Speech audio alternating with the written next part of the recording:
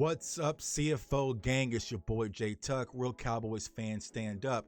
And so camp has ended this week, so let's go ahead and get straight to it. So yeah, the Dallas Cowboys had what I call the grand opening, right? They had 4,000 fans out there. Jerry Jones welcomed all the Cowboys Nation to Oxnard and camp. And I was out there last year, and it's very ceremonial. It's a good feeling to see a bunch of Cowboys fans together cheering on our team. But then practice kicked off, man. And I like what I saw from practice today. And if you're looking at the clip right now, James Washington was able to get in the end zone. And the one thing I like the most, we saw some pre-snap motion. And I've been preaching heavily on this channel about using more pre-snap motion to get our wide receivers open. I like what I saw from the run game as well. Rico Dowdle is having a good camp thus far. Also like where I see them getting Tony Pollard involved. James Washington and Sean McKeon had a great day today as well. And also Simi Fehoko, we spoke about him the other day, had a great catch versus Kelvin Joseph. And so that's what Simi is really known for, just having that big body frame, can go and get it. He's one of those guys, kind of like TJ Vasher as well, can go and make those plays. Now, one of the discouraging things was our kicker position, right? We having kicker competition between Lirim Hallelujah and also Jonathan Garibay, our rookie. Lirim was 7 for 8 from the field goal position today. I think they only maxed out at 50 yards, but Jonathan Garibay, he was 4 for 8, which isn't good, as you saw in the previous clip. He was wide left, and if you know anything about the Dallas Cowboys, special teams are going to be extremely important, especially with the kicker position. So that's something we definitely got to keep our eye on, because it does matter. It cost us a lot of games last year, and we cannot have that this season. On the defensive side of the ball, I will say this. Jabril Cox is looking amazing out there. I love what I see for Jabril Cox. Jabril Cox is out there scraping, man. The one thing I like about Jabril Cox, he's able to get through the garbage, right? As a linebacker, that's critical, right? When you're scraping, meaning going sideline to sideline, can you not get caught up in the offensive guards and offensive tackles and all the blocking and get straight to the running back? And Jabril Cox is definitely showing, that's part of his skill set. Also, Micah Parsons out there flying around doing what he does as usual. So I like what I see from our linebacker core. I'm kind of excited about that, because that's been a position that a lot of us has had as circled as kind of a concern, especially with the depth. LVE is playing solid as well. He looks his normal self. The secondary, so Anthony Brown is off to a great camp, man. He's having an amazing camp, and I know a lot of people, when it comes to Anthony Brown, it's just this thing, right? They feel like Anthony Brown could never improve. They want to hold him accountable for what happened versus Tampa Bay last year, and also in the Raiders game with the pass interferences. But Anthony Brown has played solid thus far. He's having a great camp, and if he's able to continue off of what he did last year, that's going to be a great boost for the Dallas Cowboys secondary once you add that alongside Trayvon Diggs, who I think is going to grow tremendously as well. I don't think he's going to have the statistical number with the interceptions that he had last year, but I think as far as an overall corner, I think Trayvon Diggs is going to be a lot more solid. Also, the pass rush. The pass rush looked well, man. Dante Fowler was out there getting to the ball. And I'll say this, y'all. My guy, Tristan Hill, he might have a breakout season. Yeah. My guy, Tristan Hill, man, I'm loving what I'm seeing from Tristan Hill.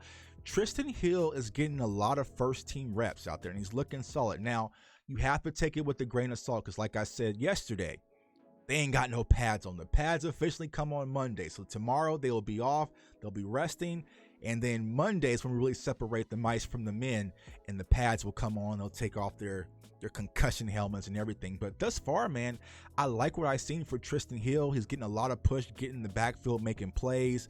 Like I said, Fowler's out there getting pass rush as well. D-Law is looking solid. I like the new sleeker D-Law, because D-Law, he has all the tools, right? But I feel like D-Law was always a second behind getting to the quarterback, just a few steps behind. So I feel like him trimming down the weight a little bit, being a little bit more thinner, a little bit more sleeker, is going to help him with the pass rush to be able to get to the quarterback. Now, here's the problem. He has to beat those young boys and Micah Parsons and everything, get into the quarterback position. But I expect a big season out of DeMarcus Lawrence, because this is the first year. He's not going through any rehabilitation. He can just focus on training, getting prepared for the NFL season. So overall, from the defensive line standpoint, I'm loving what I'm seeing. Offensive line will really judge them next week once those pads come on. But thus far, I have no concerns. My only concern still remains is that the swing tackle position with Matt Waletzko kind of being banged up a little bit. What kind of happens from that situation that happens throughout the season. So, we'll have to keep our eye on it. Will they bring in a veteran? I doubt it because veterans cost money. Also, CeeDee Lamb got banged up a little bit, but nothing to be too alarmed about. He kind of just went off to the sideline a little bit, but he came back on the field. Jerry Jones came out and spoke. So he spoke about Ezekiel Elliott, and he says that Ezekiel Elliott will be involved more this season in the run game. And so a lot of people, when it comes to Zeke, is like, we got to move on from Zeke. He's old, he's washed, he doesn't have the burst. And I do not understand the Ezekiel Elliott hate. I still think he is a top 10 running back in the NFL, and he's definitely a huge asset to this Dallas Cowboys offense. And we are going to need Ezekiel Elliott next year.